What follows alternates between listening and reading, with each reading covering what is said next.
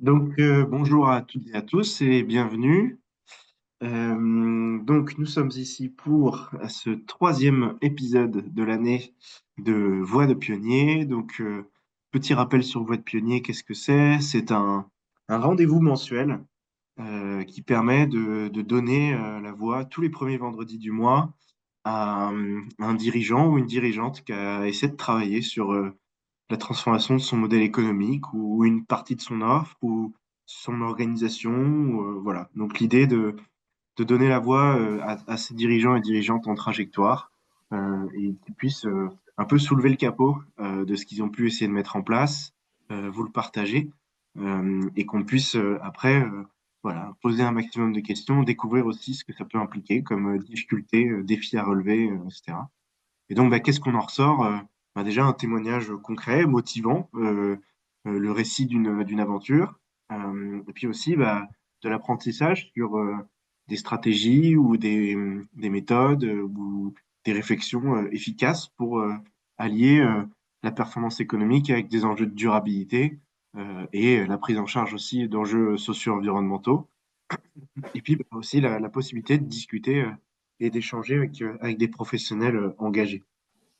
Donc, on a la chance aujourd'hui d'avoir avec nous Benoît Meunier, architecte associé au cabinet de Morpho Architecture. Et donc, cette rencontre-là sera animée d'abord par mon collègue Nicolas Frango du CIRID, et je terminerai ensuite avec une petite synthèse sur cet épisode. Donc, si ça te va, Nicolas, je te laisse la parole pour présenter notre témoin du jour. Et n'hésitez pas à poser un maximum de questions dans le chat et on les prendra au fur et à mesure aussi pour pouvoir animer l'entretien. Merci Seb pour l'intro. Bonjour à tous. Donc effectivement, je suis ravi aussi d'animer cet épisode et d'intégrer le collectif d'animation de Voix de Pionnier avec du coup un témoin de la région Verne-Rhône-Alpes aujourd'hui, donc Benoît. Donc tu me compléteras Benoît, mais je vais me prêter à l'exercice de présenter Morpho Pas de euh, souci. pour introduire. Donc, Morpho Architecture, c'est un atelier qui a été créé en 2013, qui est pluridisciplinaire avec des architectes, des dessinateurs, des designers graphistes, des administratifs, qui est basé à Châtel-Guillon, dans le Puy-de-Dôme, donc pas très loin de Clermont-Ferrand. Aujourd'hui, l'atelier est composé À partir de là, d'équipes. non, vous ne pouvez continuer que manuellement sur l'écran. Donc aujourd'hui, l'atelier il est composé de 10 équipiers qui travaillent pour concevoir et construire des bâtiments du coup éco-responsables et qui prennent soin des usagers de la planète, notamment avec des bâtiments en bois paille qu'on aura l'occasion d'évoquer. Aujourd'hui, le cabinet il est co-dirigé par François et Benoît, donc Benoît qui est avec nous, qui étaient auparavant du coup salariés du cabinet, qui ont souhaité faire évoluer le cabinet en 2016 pour emprunter une voie de pionnier pour le coup, et qui depuis sont curieux, testent, expérimentent, mettent en œuvre aussi plein de choses pour faire évoluer et mettre toujours plus de sens dans leur métier et leur façon de travailler. Donc le CIRID a croisé le chemin de Morpho en 2021 avec un programme d'accompagnement sur la transformation de modèles économiques. Et du coup, on a eu le plaisir de faire partie de ceux qui ont, j'espère modestement, peut-être alimenté ces réflexions autour du modèle économique.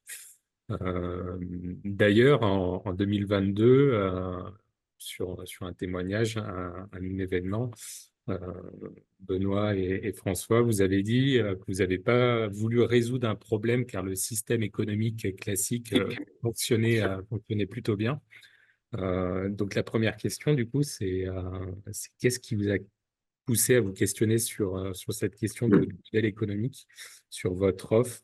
Est-ce que vous aviez des limites particulières ou des enjeux particuliers qui vous grattaient un petit peu à ce moment-là? Oui, alors déjà bonjour à tous. Merci Nicolas pour cette belle retranscription de l'ancien Morpho. Euh, alors c'est vrai qu'au départ, c'est venu d'un événement assez anecdotique, c'est-à-dire que mon associé a écrit sur le mur Et si on changeait tout? Et en fait, quand on connaît François, c'est quelqu'un qui est quand même assez propre sur lui, assez soigneux des affaires. Et ça nous a tous surpris de voir qu'il était capable d'écrire sur les murs. En gros, hein, ça faisait à peu près un mètre de long. Et donc, on est arrivé un matin et on a vu ça. Et en fait, ça a fait tilt. Ça a été une sorte de déclic général pour tout le monde. On a vu qu'il en avait gros sur la patate. Et, euh, et cette petite phrase qui paraît anodine comme ça révélait qu'il y avait des dysfonctionnements, c'est-à-dire qu'on n'était pas forcément heureux dans ce qu'on faisait.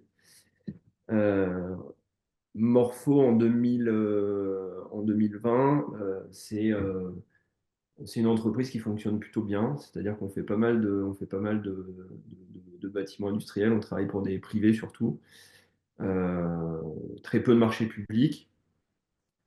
Et on avance comme ça. Voilà. Mais en fait, on s'ennuie un peu.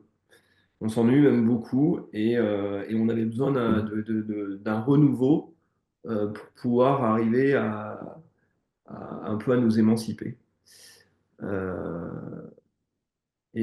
c'est vrai que on a commencé à réfléchir à un nouveau modèle économique. Ça a été la base de départ qu'on a commencé ensemble avec le CIRIT, c'est-à-dire qu'on s'est tourné vers une alternative à notre système économique pour pouvoir découvrir d'autres choses. Et en parallèle à ça, on s'est fortement intéressé à l'entreprise libérée. Ça a été alors pas pour moi, mais surtout pour François au départ, qui m'a donné un peu les clés en me donnant des lectures, en me faisant regarder des vidéos sur l'entreprise libérée. Et c'est vrai que j'ai tout de suite adhéré. Et moi, euh, lui, il a des idées et moi, je fonce derrière. C'est un peu comme ça qu'on fonctionne. Euh, et du coup, ça marche plutôt bien.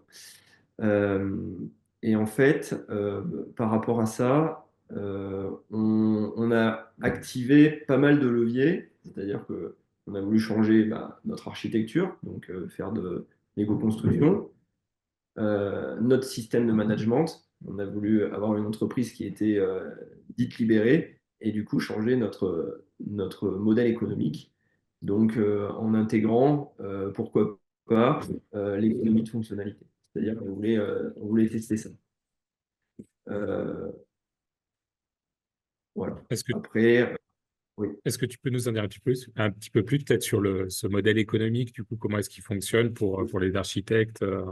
Je pense Ah oui, qu'il y tout à a, il fait. y a des personnes qui ne Tout à savent pas fait. forcément comment ça... Parce que c'était un petit peu un poil à gratter aussi pour vous et, Oui, sur oui, la oui. rémunération. Oui, tu as raison. Je vais préciser ce point qui est très important.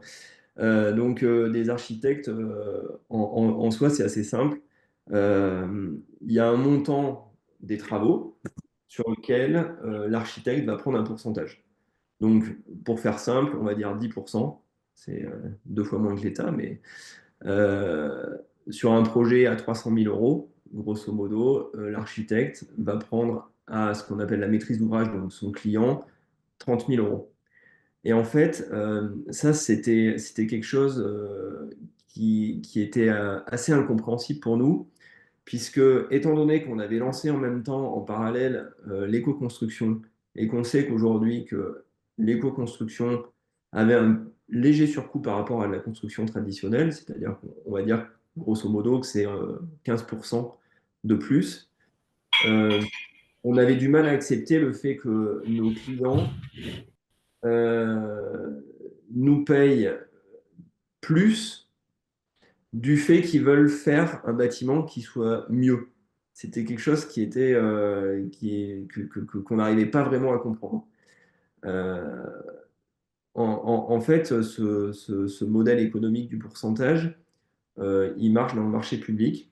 et on en reparlera après parce que notre entreprise a un petit peu évolué. Il marche très bien dans le marché public parce que bah, c'est simple, ça s'applique pour les maîtrises d'œuvre, pour les entreprises derrière. Euh, mais c'est vrai qu'il est inadapté en fait à ce que nous, on veut vendre, puisque ce qu'on veut vendre coûte de base un petit peu plus cher, et nous, ça ne demande pas plus de travail. Donc c'est sur ce point-là qu'on a voulu réfléchir.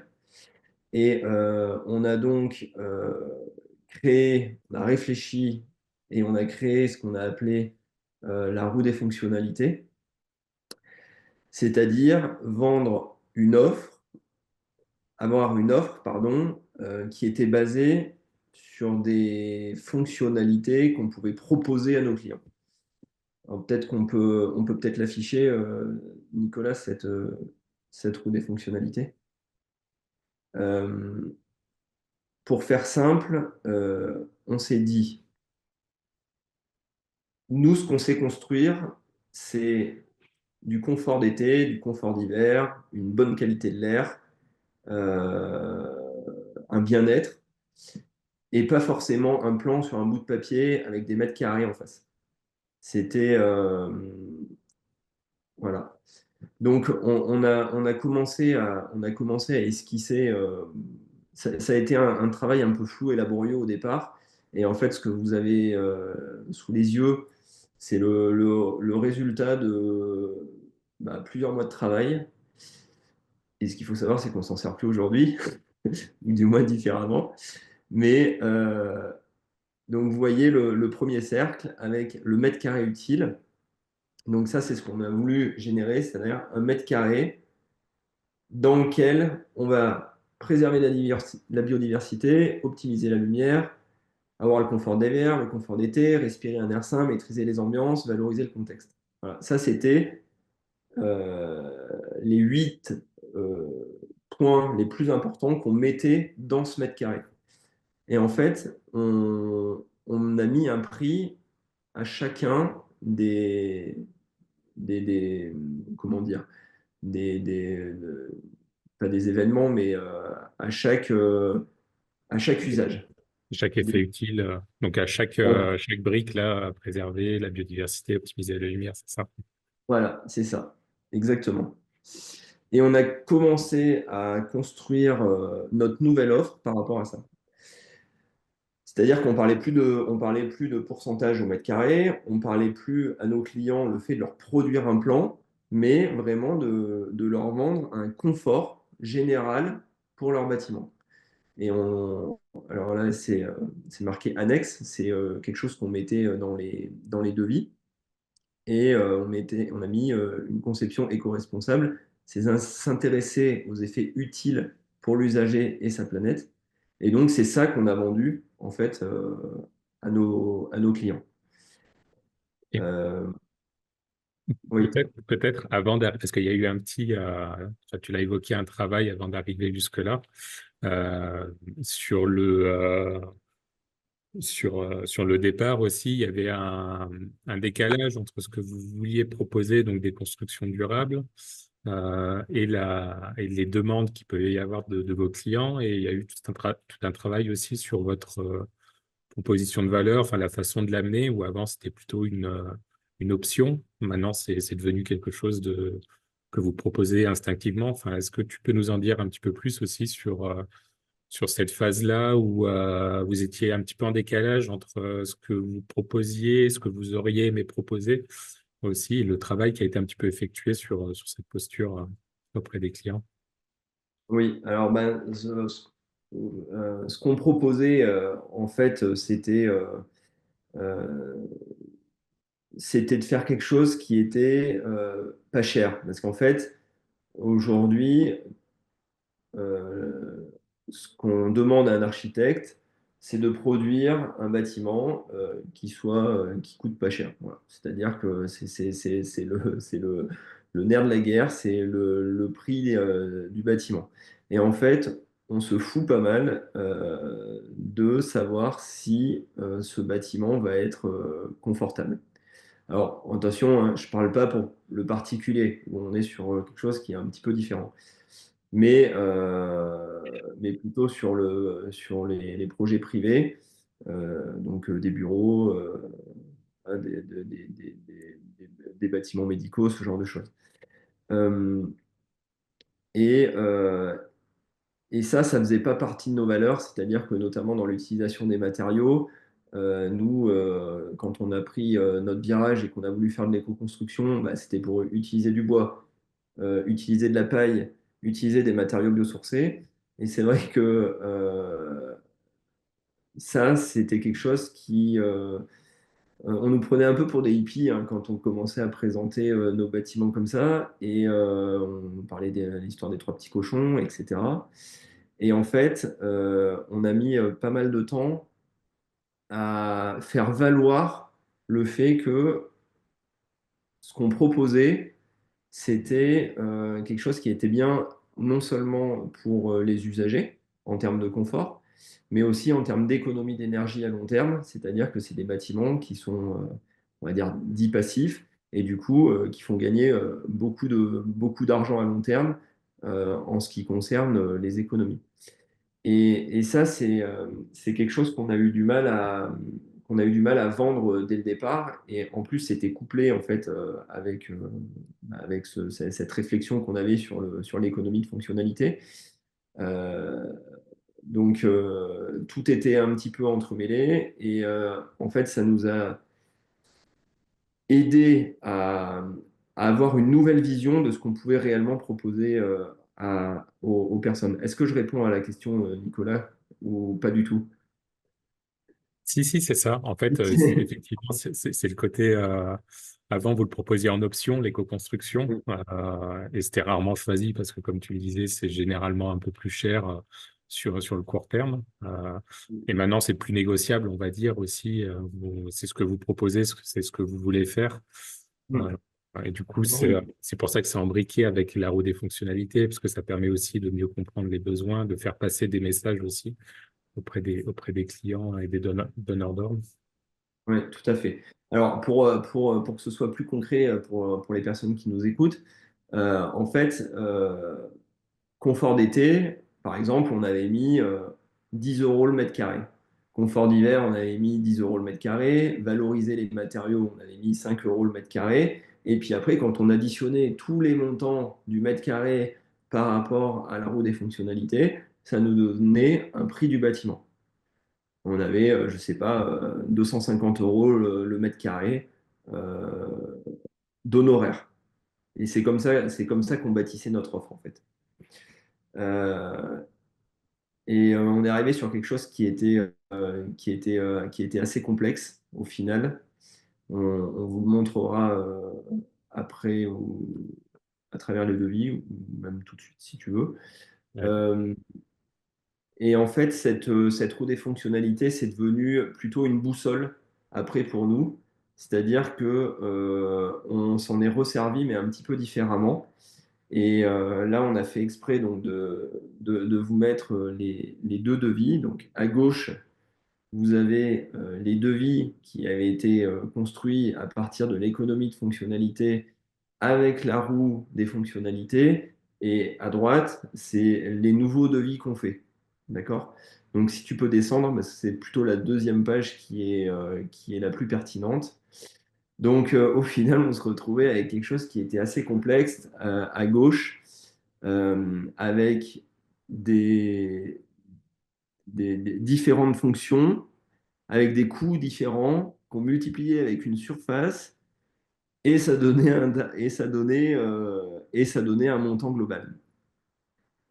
Et en fait, avec ce système, on a perdu nos clients, nous on s'est perdu aussi. Ça n'a pas été un échec, ça a ouvert une vraie réflexion. Et si tu peux aller sur la page juste après, s'il te plaît, et on reviendra sur celle-là. Et donc, vous voyez, ça faisait atelier, 13 mètres carrés, à 80 euros le mètre carré, la terrasse, 10 mètres carrés, à 70. Bon, je ne vais pas vous faire tout le détail. Et au final, on arrivait à un total de 20 000 euros TTC avec un baratin pas possible, etc. Peut-être juste tu me dis, je reformule un petit peu pour essayer qu'on ait le même niveau d'appropriation. Ces euros au mètre carré, ils sont calculés en fonction de la complexité de mise en œuvre, du type de matériau qui peut être utilisé, etc. C'est Oui, ça? oui, c'est Oui. ça, tout à fait. Et On n'a pas de partage d'écran, juste. On n'a pas vu, enfin moi j'ai pas vu les schémas. Mais peut-être que les autres. ah, On reviendra après, je pense, sur les schémas, oui. sur, sur l'autre.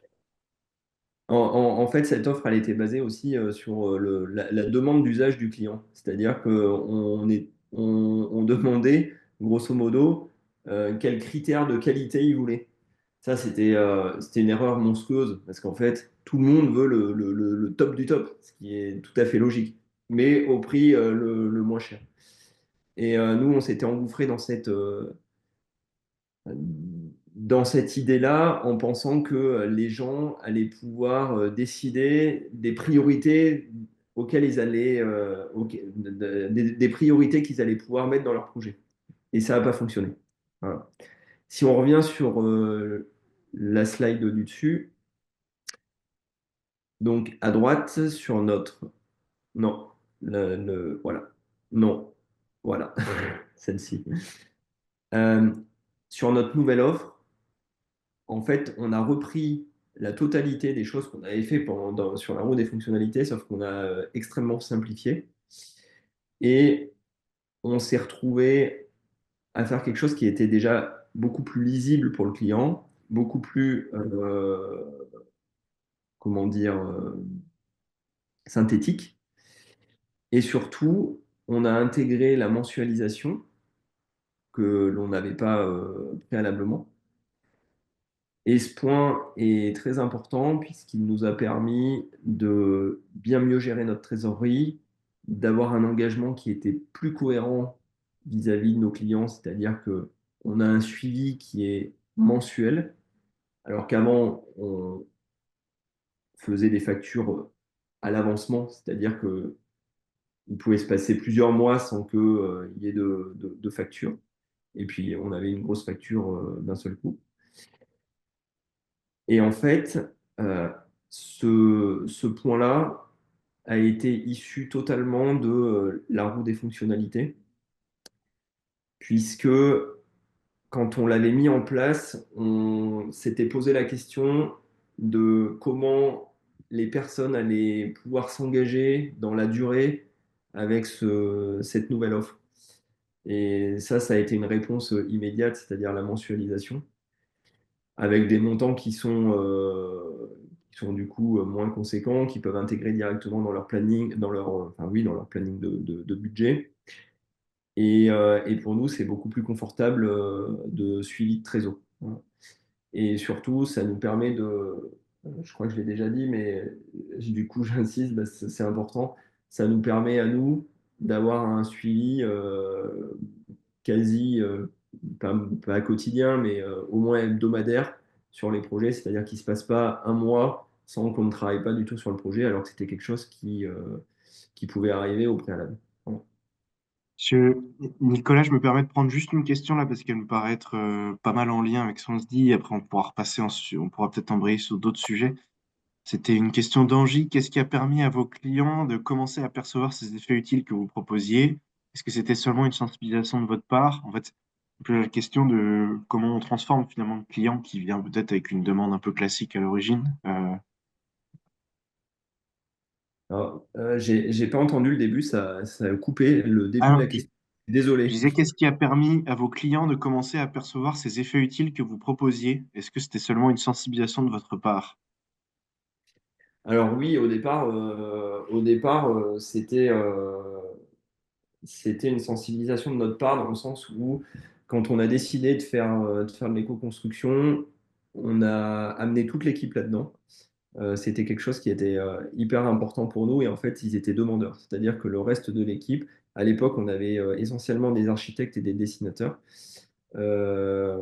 Aujourd'hui, on a développé l'équipe avec d'autres métiers.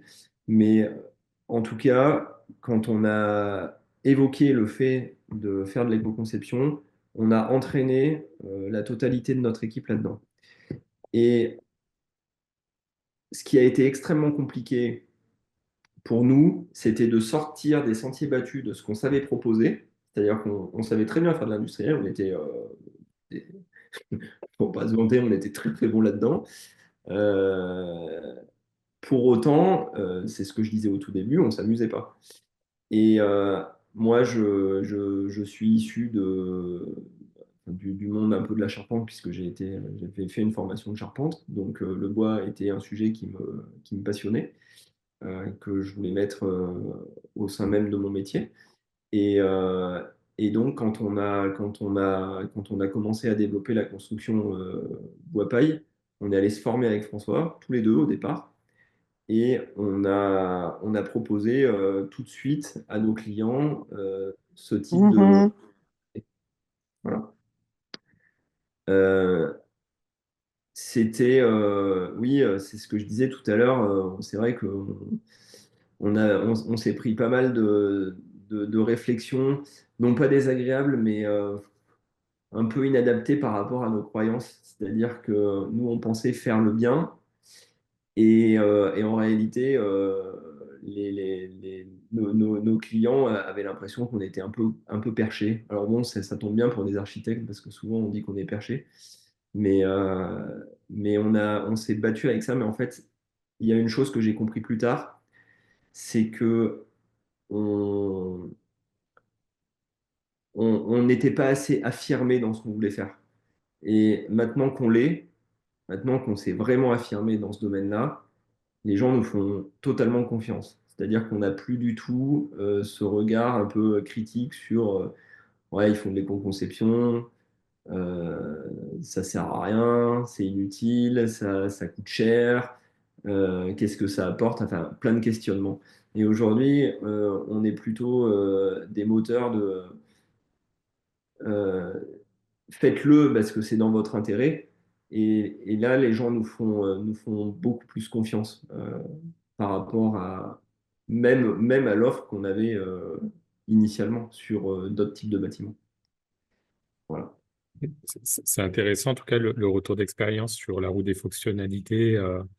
Et enfin, ça montre quelque part aussi que tout n'est pas bon à rendre visible aux clients. Euh, c'est du coup un apprentissage aussi. Mais voilà, donc ça, c'est intéressant. Ça fait évoluer aussi votre offre, votre positionnement. Tu as commencé à l'évoquer, puis pour commencer à répondre à des questions dans le chat orienté plus coopération. Enfin, dans un premier temps, peut-être qu'il y a une coopération en interne aussi. Peut-être me dire quelques mots sur ce que ça a pu euh, changer dans le fonctionnement de l'entreprise. Et peut-être dans un deuxième temps, on ira plus sur l'écosystème d'acteurs aussi. Comment est-ce que vous embarquez avec vous un écosystème? Comment est-ce que vous coopérez avec d'autres artisans et avec d'autres parties prenantes? Donc déjà, d'un point de vue plus échelle morpho sur le fonctionnement, comment est-ce que ça se passe du coup cette coopération en interne? Alors, en interne, ça se passe bien. Avant de parler de ça, je voulais juste resituer. On faisait 20% de marché public en 2020. Aujourd'hui, on en fait 80.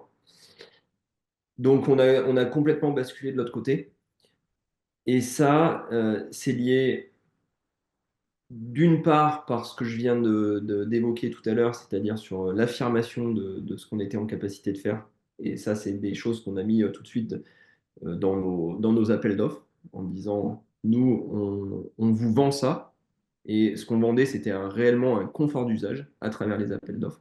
C'est-à-dire que habituellement, quand on répond à un appel d'offres, on fait une projection de plan sur ce que pourrait être le bâtiment. Et nous, on répond pas de cette manière-là. On répond en disant, nous, on vous propose un bâtiment qui va vous faire gagner 20 000 euros sur 15 ans, par exemple. Voilà.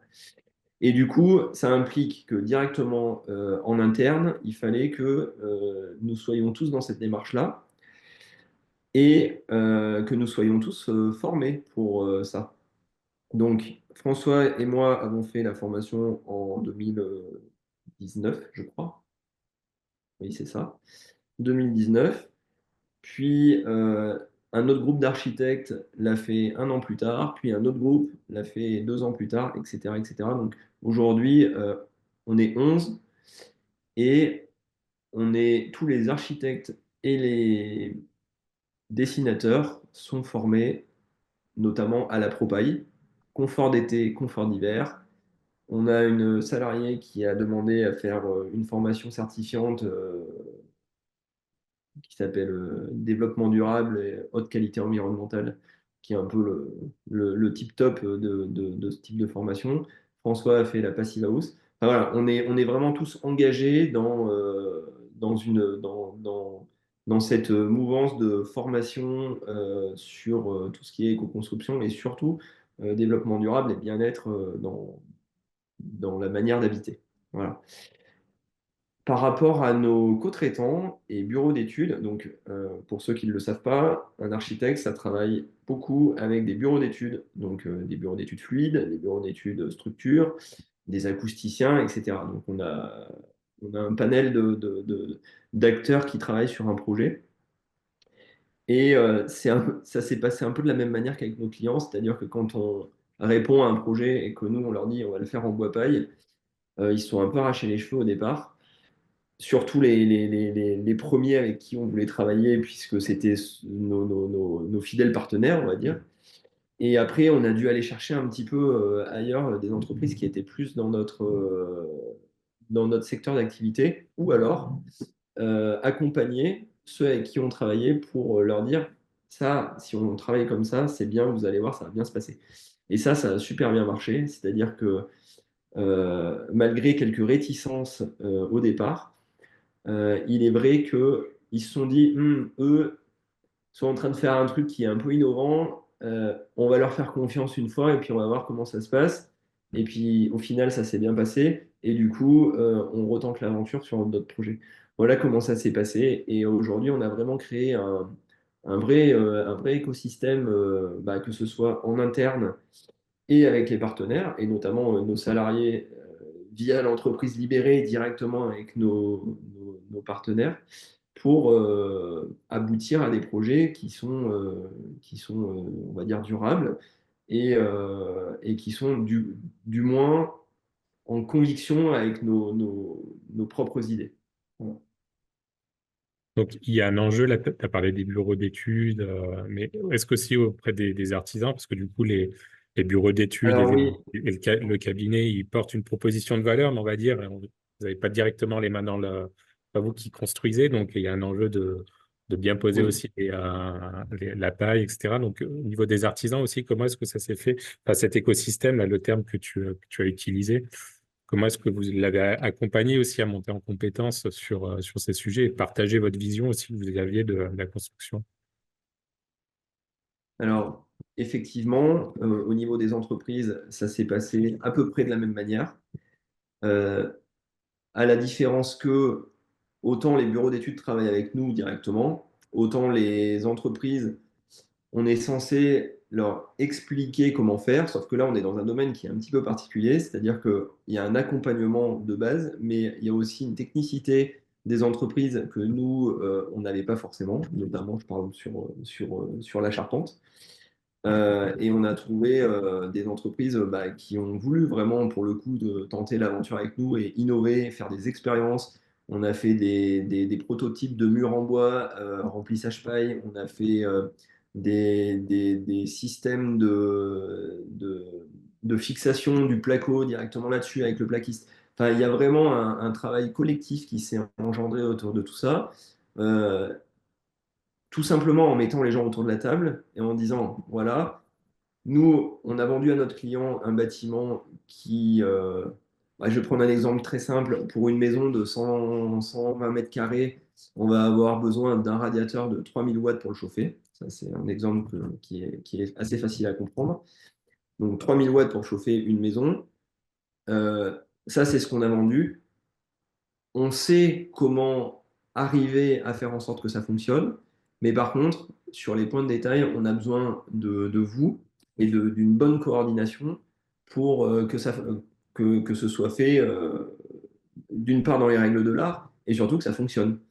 Voilà. Et du coup, on a mis vraiment les acteurs et les entreprises autour de la table de nombreuses fois et aussi sur le chantier, puisque c'est sur le chantier qu'on règle pas mal de sujets, pour avoir un modèle qui nous est propre aujourd'hui et où on sait réellement comment faire, parce qu'en fait, on était un petit peu dans l'inconnu. Enfin, c'est pas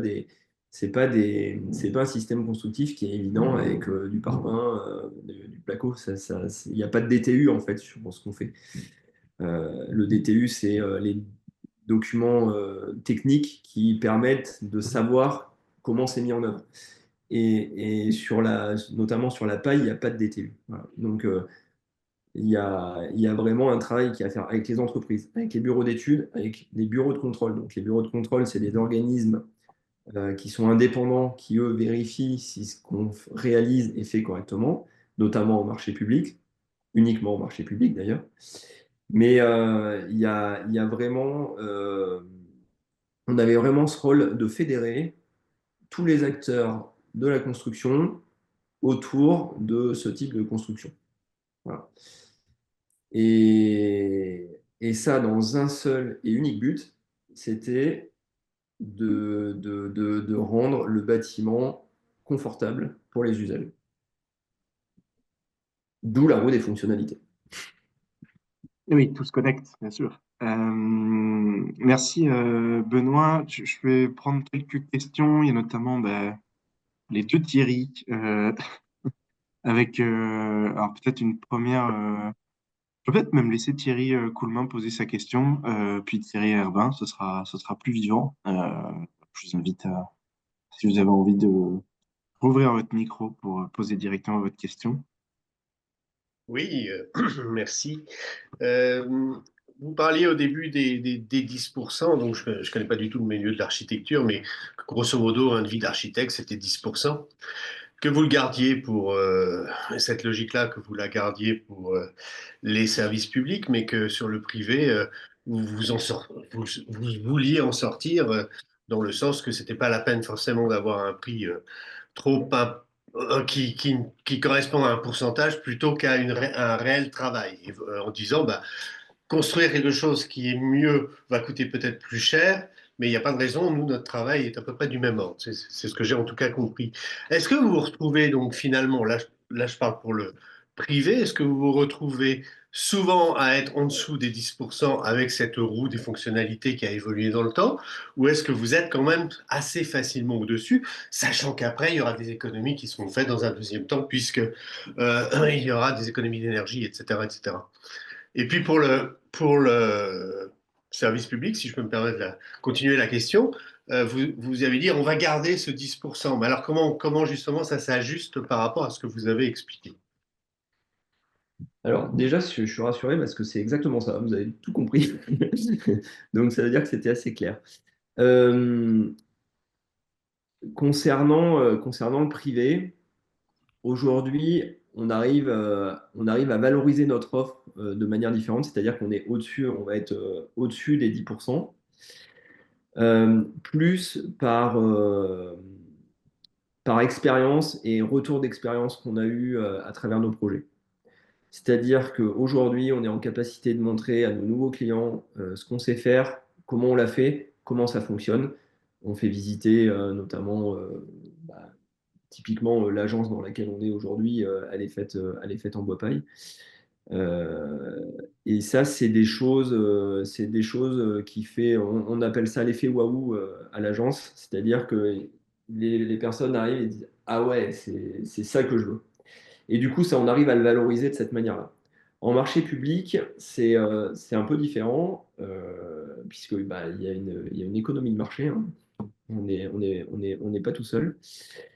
Et en réalité, moi, je continue de vendre l'éco-conception au même prix qu'un marché, on va dire, classique.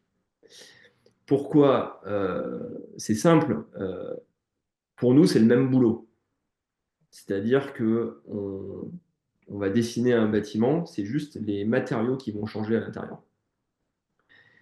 Et par contre, là où on se distingue, c'est que on va expliquer, mais c'est très compliqué d'expliquer, et notamment au marché public, que le bâtiment va coûter moins cher à long terme. Parce qu'en fait, eux, ils s'en foutent, hein. Ce qu'ils veulent au départ, c'est simplement un coût de construction, hein. Le mandat, c'est temps. Donc, ce qui les intéresse, c'est le coût de la construction. Mais on travaille vraiment là-dessus et on essaie, on met tout notre cœur pour arriver à faire évoluer les choses au niveau du marché public, mais c'est très compliqué pour faire comprendre que un bâtiment, il est là pour 40 ans et que ce serait beaucoup plus cohérent de réfléchir sur du long terme que sur un prix à l'instant T. Voilà. Mais voilà, pour répondre à la question clairement, on est obligé de s'ajuster au prix du marché et en fait, on vend juste notre plus-value se fait essentiellement sur les économies d'énergie à long terme. Merci. Un autre Thierry à la barre, si Et vous voulez bonjour. poser votre question. Ouais. Oui, effectivement, la question que je me posais, déjà, la phrase «et si on changeait tout» a bien été expliquée et globalement, vous avez changé à la fois votre proposition de valeur, à la fois le modèle économique et donc finalement, vous avez changé aussi votre organisation en passant à l'entreprise libérée. Est-ce que vous pensez que c'était nécessaire de passer à l'entreprise libérée ou globalement, quitte à tout changer, autant pousser les curseurs à fond, en fait? On a poussé les curseurs à fond et en fait, on continue. C'est-à-dire que quand on a dit et si on changeait tout, le premier point sur lequel on était d'accord, c'était l'entreprise libérée. Parce que on sortait en plus d'un moment pas forcément très drôle avec un ancien associé. Et du coup, on avait envie d'un renouveau et on voulait exprimer vraiment notre manière. Et en fait, on s'est dit, bon, bah, on s'en fiche, quoi. C'est soit on continue de s'ennuyer comme ça et Morpho disparaît, clairement, hein, c'était dans les pensées. Soit on tente quelque chose et on le tente et on y va à fond, quoi. Voilà. Ouais, c'est comme ça que ça s'est passé. Et il y avait une deuxième question, non? Ou une sous-question. Non, c'était de savoir si pour vous si c'était nécessaire de passer par l'entreprise libérée pour Et réussir voilà. finalement cette bascule du modèle et de la proposition de valeur, ou ça aurait pu se faire sans pour autant changer ce modèle, ou dit différemment, qu'est-ce que ce modèle vous apporte de plus que ce que vous auriez pu imaginer, quoi. Alors, oui, c'était ça que j'appelais la sous-question.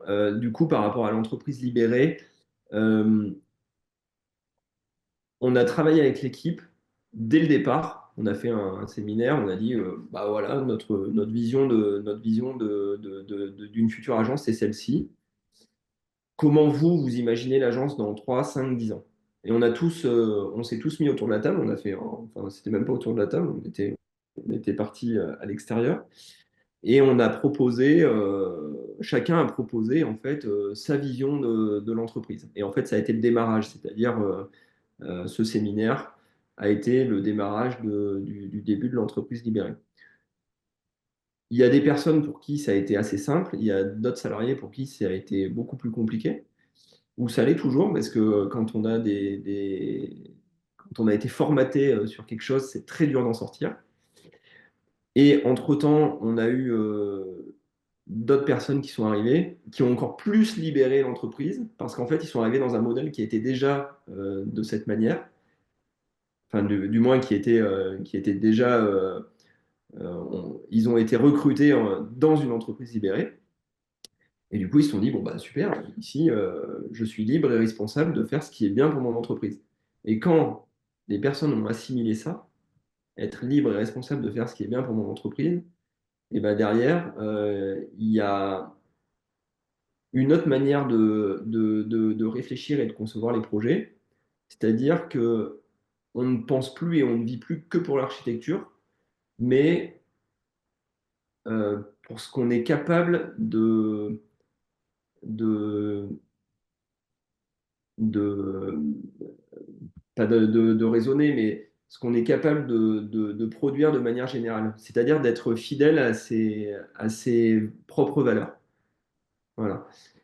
Aujourd'hui, si je continue sur l'entreprise libérée, il y a à peu près un an, on a mis en place ce qu'on appelle des 1 à 1, c'est-à-dire que on voit avec François chaque salarié une fois par mois pendant une demi-heure.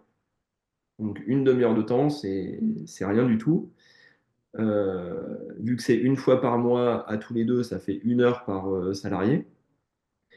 Et en fait, ce mini-entretien, il sert à régler les dysfonctionnements qu'on peut avoir en interne. Ça peut être des problèmes d'impression, ça peut être des problèmes de stylo qui ne marchent pas, ça c'est les problèmes basiques, et ça peut être beaucoup plus conséquent, ça peut être des problèmes d'organisation, ça peut être des problèmes avec des clients, ça peut être des problèmes techniques. Et en fait, le fait de se voir comme ça assez régulièrement, ça permet de tout de suite trouver une solution au problème. Au départ, tout le monde nous a dit non, mais ça marchera pas votre truc. Moi, j'ai rien à te dire pendant toutes les semaines, enfin tous les mois. C'est beaucoup trop rapproché. Faut que ça se passe, faut que ce soit plus espacé, en sachant qu'on faisait déjà des entretiens individuels tous les 6 mois. Faut que ce soit beaucoup plus espacé. En plus, on va dire la même chose à François et à Benoît, hein. Voilà. Bon. Soit dit en passant, aujourd'hui, ils sont ravis. Et ils arrivent avec une réunion qui est préparée, avec des revendications. Non, c'est pas des revendications, c'est des vrais problèmes. Et surtout, ils sont dans l'optique d'essayer de trouver des solutions avec nous. Et ça a été extrêmement révélateur sur leur prise de conscience en termes d'autonomie au sein de l'agence. Et en même temps, ça permet de continuer de toujours avancer de manière positive, c'est-à-dire on n'a pas de cailloux dans la chaussure qui traînent pendant des semaines et des semaines sous prétexte qu'on a des problèmes de communication. Voilà. Et oui, et moi, ce que je me rappelle quand on en avait parlé, Benoît, c'est que finalement, ça allait même au-delà de la résolution de problèmes et que ça permettait déjà simplement d'avoir un espace pour discuter de choses et d'autres, de sa perception dans le travail, et des choses comme ça. C'est-à-dire que les gens Oui, arrivaient avec des sujets très divers, en fait, c'est ça. Ouais. oui, alors là, on va s'éloigner un petit peu de l'architecture, mais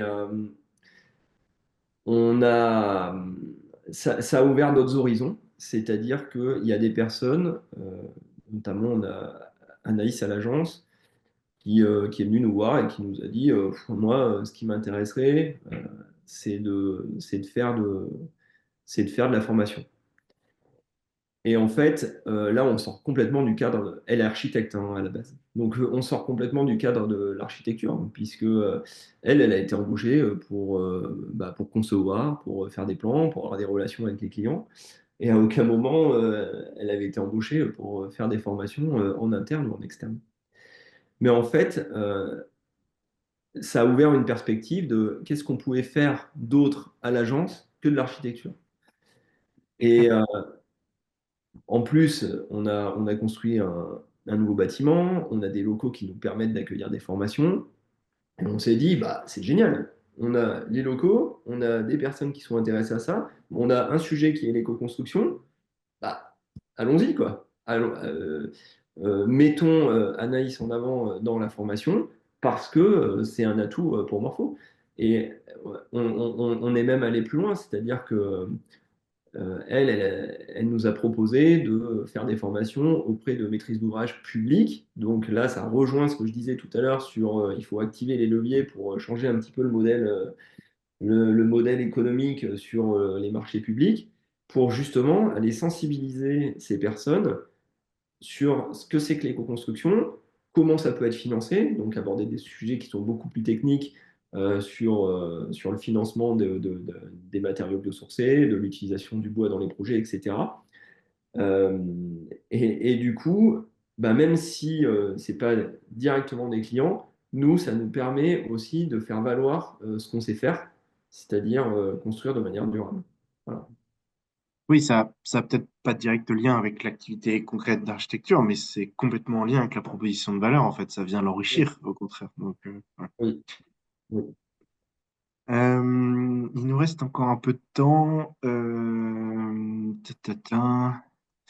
Ah, il y avait deux questions. Alors, je pense que c'est en réaction à ce qui a pu être présenté là tout de suite. Amandine nous demandait quelle était l'organisation du travail aujourd'hui en termes de rythme, horaire de travail, strate hiérarchique, etc. Et Bruno qui demandait si, dans ces temps d'entretien, vous utilisez des méthodes de résolution de problèmes particulières, et si oui, lesquelles? Et voilà. Ok. Alors, pour répondre à la première question, euh, chacun est libre et responsable de faire ce qui est bien pour son entreprise. Du coup, il n'y a pas d'horaire de travail.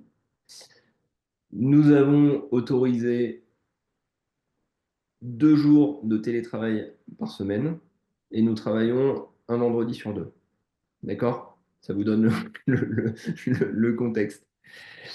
Euh, et après, chacun s'organise à sa guise.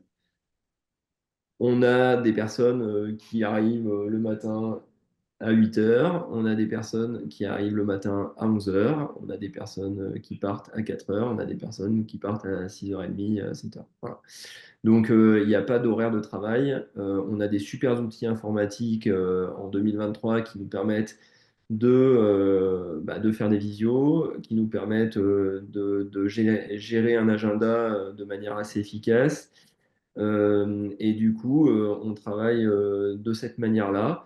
Quand on n'est pas satisfait, parce que, enfin, c'est même pas satisfait, mais c'est quand on est un peu frustré de ne pas voir toutes les personnes, et ben on le dit, voilà.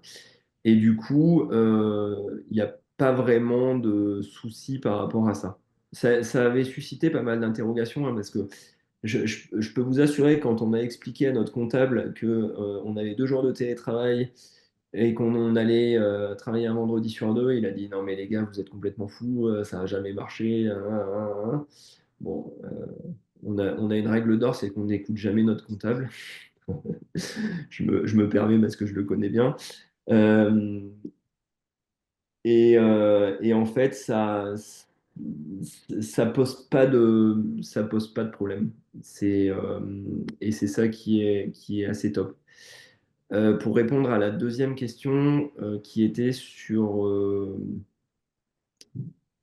euh, méthodes de résolution de problèmes. sur les méthodes de résolution de problèmes, bah là j'ai un mot, y a pas de, j'ai pas de méthode en fait. Euh, depuis 2020, on travaille par tâtonnement. D'accord? Je ne sais pas si vous connaissez la démarche heuristique. C'est de la démarche par tâtonnement. Et en fait, on apprend de ses erreurs, tout simplement. Et aujourd'hui, on tâtonne encore. Et en fait, il ne faut pas en avoir honte. C'est-à-dire qu'il n'y a pas une voie qu'il faut prendre et avancer comme ça, et puis ne pas se soucier de ce qui se passe à côté. Hmm. Bien au contraire, je pense qu'il y a plein de chemins qui sont à explorer. Il y a énormément de choses qu'on a abandonnées, qu'on a laissé tomber, qui ne marchaient pas. Euh, j'ai pas d'exemple concret, si ce n'est la roue défonctionnalisée, quand même, qui est un exemple assez fort, mais qui pour autant nous a servi énormément. Euh, mais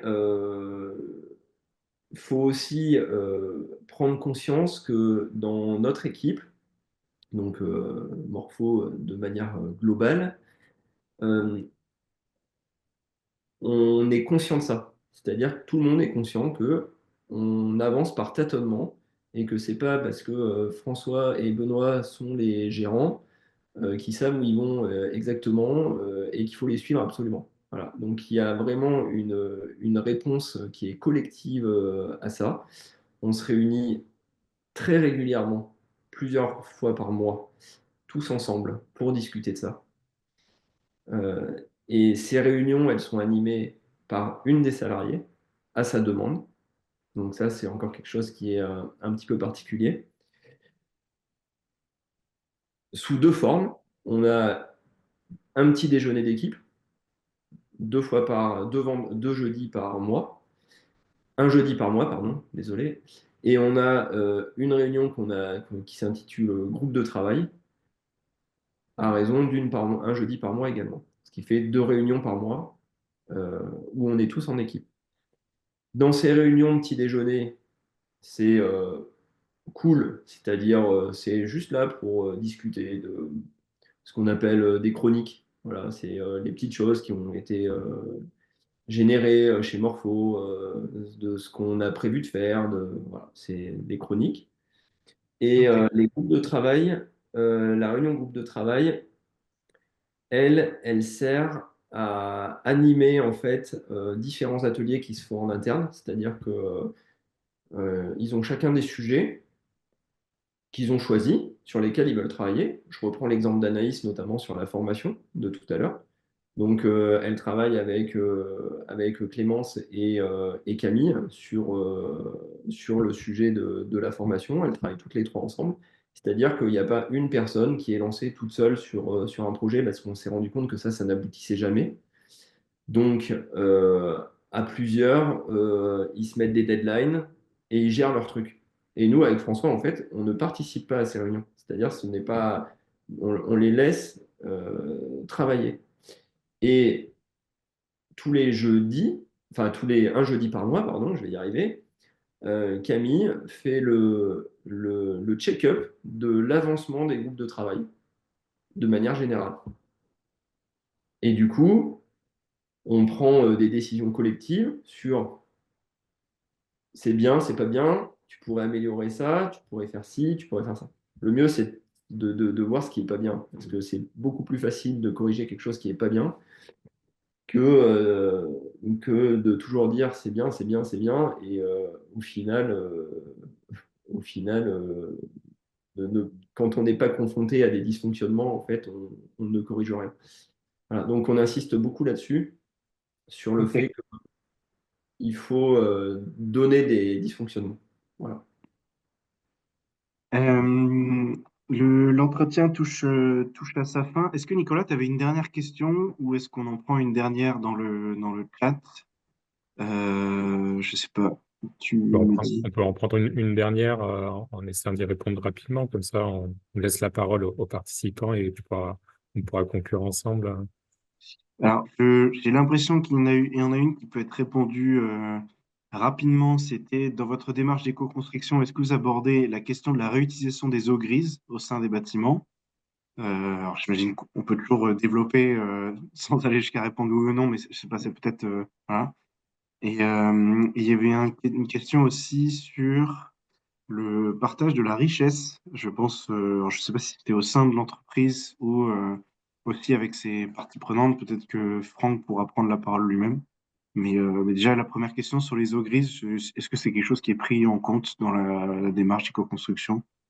Alors, je vais répondre très rapidement. Tout est pris en compte, c'est-à-dire les eaux grises, pour nous, c'est même un détail. Euh, on fait de la récupération d'eau de pluie, on fait du solaire, on fait du réemploi. Voilà, c'est-à-dire, je vais répondre de manière très généraliste, mais tout ce qui touche d'une part à l'économie d'énergie sur le bâtiment et d'autre part au développement durable, on essaie de l'intégrer dans la totalité de nos projets. Et du coup, sur le partage de la richesse, je crois que c'est à l'échelle de l'entreprise. Je voyais Franck acquiescer, mais allez-y pour la question. Oui, bonjour à tous. Donc, moi, je travaille chez Crescendo Conseil, je suis un AMO, entreprise libérée depuis longtemps aussi, et il y a quand même une question dans la démarche participative, c'est aussi la répartition de la richesse pour comment vous valorisez le bénéfice au sein de votre société, comment est-ce que vous avez mis une clé de répartition, est-ce qu'il y a un accord de participation ou pas, parce que c'est quand même un sujet qui peut revenir, surtout en temps de crise où c'est plus difficile, où il y a potentiellement moins de choses à répartir. Comment vous gérez cette partie-là? Alors, jusqu'à présent, on a toujours partager de manière équitable les richesses qu'on avait et surtout on s'engageait sur notamment au niveau du matériel, sur des investissements qui sont propres à l'agence, notamment fournir des tablettes à tout le monde. On demandait en fait quels étaient les besoins et on n'a jamais mis de frein par rapport à ça. Je prends un autre exemple que j'ai pas encore évoqué. Il y a un groupe de travail qui veut travailler sur la VR, donc réalité virtuelle. Et donc, fallait investir dans du matériel et c'est quelque chose qu'on a fait pour que ce groupe de personnes puisse mettre en œuvre quelque chose qui aujourd'hui, on ne sait pas trop où on va, mais on est convaincu que ça peut fonctionner et qu'on va pouvoir présenter quelque chose de nouveau à nos clients. Voilà, ça c'est un exemple. Par ailleurs, donc tout à l'heure j'expliquais comment fonctionnaient un petit peu les groupes de travaux. Euh, on est en train d'essayer de mettre en place une valorisation financière par rapport à ce qui aura été fait en équipe. C'est-à-dire que euh, on a encore un peu du mal à franchir le cap sur le fait de l'individualisme. Donc, on se dit, s'il travaille en équipe et il y a un résultat concret qui est là, qui a été effectué, et ben face, il faut que ce soit valorisé financièrement. Voilà. On est en réflexion là-dessus, puisqu'on a essayé de le mettre en place l'année dernière. Ça n'a pas marché, puisqu'ils sont venus nous voir tous, sans exception, nous dire, non, mais on n'en veut pas de votre carotte. Voilà. Et du coup, là, on est en train d'essayer d'expliquer que c'est pas une carotte. Mais on tâtonne. Voilà. Très bonne question. Mais j'ai pas encore la réponse. Merci, merci Benoît. Merci beaucoup. On toujours cet objectif de vous laisser à 10 heures pour pouvoir vaquer à vos occupations. Je vous propose maintenant de terminer par une petite synthèse de ce qui a pu être dit aujourd'hui. Euh, et donc, vous savez, vous commencez à avoir l'habitude, pour ceux qui sont assistés à ce rendez-vous, l'idée c'est de faire une synthèse à partir de notre boussole à nous, que ce soit Nicolas, Sébastien, moi-même et toutes les personnes impliquées dans l'écosystème d'accompagnement, qui est la boussole de l'économie de la fonctionnalité et de la coopération. Euh, donc, euh, on a pu voir je pense que quelque chose qui est assez flagrant, en tout cas, ce serait difficile de ne pas commencer par ça, c'est que tout le cheminement de Benoît et de Morchefort Architecture a été de travailler sur la question des effets utiles et de comment en fait la démarche commerciale et la démarche même en termes de proposition de valeur vis-à-vis du client a complètement évolué pour partir d'abord et avant tout des besoins du client, des usages qui sont identifiés et des effets utiles auxquels peut répondre le cabinet. Et donc, on arrive aujourd'hui au développement d'une offre qui, même en étant passé par plein de choses, même qui n'utilise pas forcément plus, qui n'utilise plus cet outil de la roue des fonctionnalités, en fait, on arrive quand même aujourd'hui à une offre où on ne fait que discuter des effets et donc autour de comment on arrive à délivrer ensemble une performance d'usage plutôt qu'une simple prestation d'architecture. Et donc, pour arriver à cette offre-là sur les effets utiles, mais aussi sur les externalités, c'est-à-dire sur comment en fait ça attrape aussi des questions de biodiversité, et d'externalité environnementale, voilà, il y a la nécessité dans les modes opératoires d'arriver à discuter de la valeur, de révéler, de conscientiser, de valoriser aussi tout le travail qui peut être fait pour arriver à parvenir à ces effets. Et donc, il y a quand même une notion assez forte qu'on a pu entendre de coproduction, de faire avec un gros travail, d'une part, de transformation de son écosystème, du client en face, pour arriver affirmé aussi le fait que c'est notre proposition de valeur qu'on tient, de travailler sur les effets, sur l'éco-construction. Et donc, il faut aussi arriver à nous faire confiance sur notre capacité, nous, quels que soient les moyens qu'on utilise, à arriver à cette performance d'usage, mais aussi les entreprises, artisans, BE autour, avec la nécessité d'une part de leur transmettre ce savoir-faire et les inciter aussi, eux, à se former sur ces sujets d'éco-construction, mais aussi de partager leurs contraintes à eux dans le réel du chantier, de la réalisation des différentes études, ça fait aussi bouger la promesse qu'on avait peut-être construite à l'origine. Et donc, il y a aussi cette notion, alors je l'ai pas surligné ici, mais il y a quand même une notion aussi d'écosystème coopératif et territorialisé, puisque on ne l'a pas précisé pendant le rendez-vous, mais Architecture travaille en quasi, enfin, en grande partie, et je crois, à plus de 90%, directement dans le département du Puy-de-Dôme, et donc avec nécessité aussi de travailler avec des artisans locaux.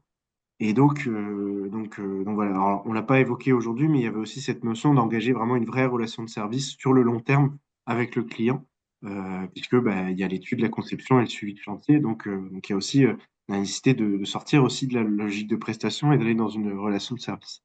Et puis, on peut voir aussi comment les dispositifs en interne ont permis aussi de faire révéler à la base des dysfonctionnements, mais aussi, en fait, au fur et à mesure, de discuter du travail et de pouvoir enrichir aussi la proposition de valeur de l'entreprise.